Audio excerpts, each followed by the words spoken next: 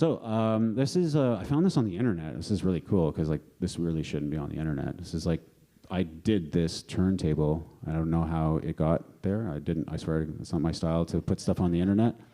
Ever, no, it's a very hard line for me. But it did, if you Google hot rod, you know, ILM, boom. So there you go. So I was happy to find it. So this is my texture and look of hot rod. I kind of got a lot of leeway on it. So like again, I told you how I did like little sort of like Cybertronian detailing everywhere. I even managed to get right here.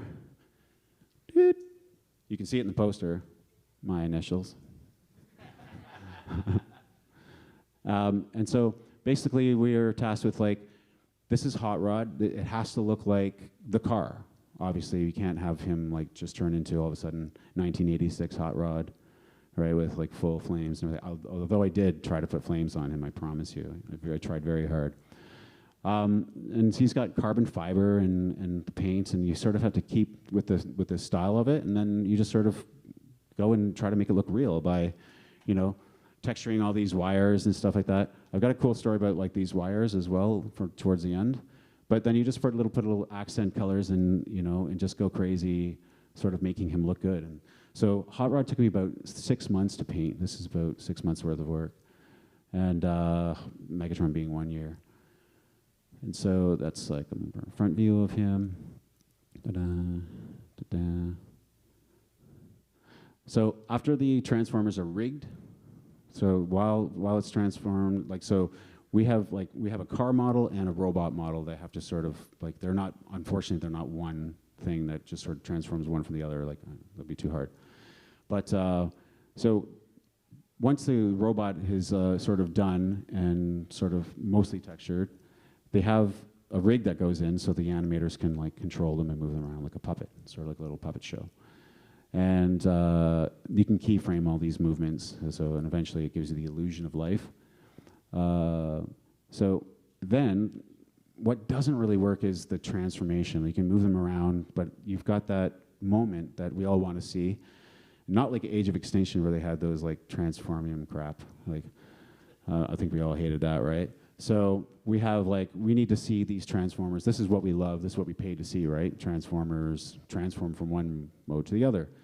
But that's kind of hard because it's two different models.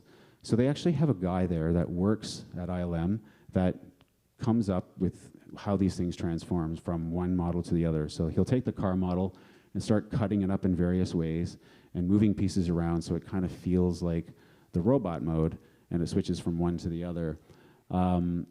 Actually, it was kind of cool with Megatron. I got to sit with him and actually sort of go over it with him, which was kind of nice because the toy actually came out. We weren't done the movie, and the Megatron toy came out. I was super excited, and it transforms a certain way, like the front cockpit splits in half and all that stuff. So I took the toy. The toy wasn't out, but there was pictures online. I said, hey, look at this, check this out. And I showed this animator how it was working so that it could be very, very similar to the toy. So that way, when you actually, you know, got the toy in your hands, you're like, oh yeah, this kind of works.